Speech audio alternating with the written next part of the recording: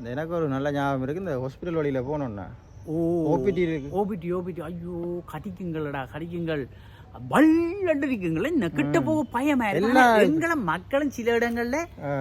பொறுமைகளை அதுகள் உத்தியோகம் செய்யறதோடு பொறுமை இழக்கிற வேலையும் செய்கிறானுங்களையாக அந்த இயன்ற அளவு மக்களுடைய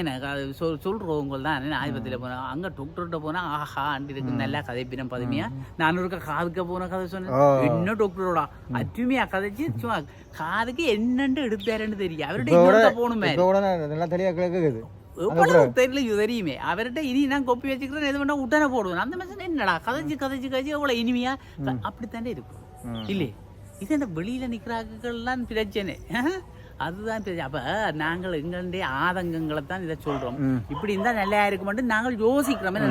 நிறைய விஷயங்கள் இருக்கு நிறைய விஷயம் இருக்கு இது சும்மா கொஞ்சம் ஸ்டார்டிங்ல சொல்லி நீங்கள் அன்பான உத்தியோகத்தர்கள்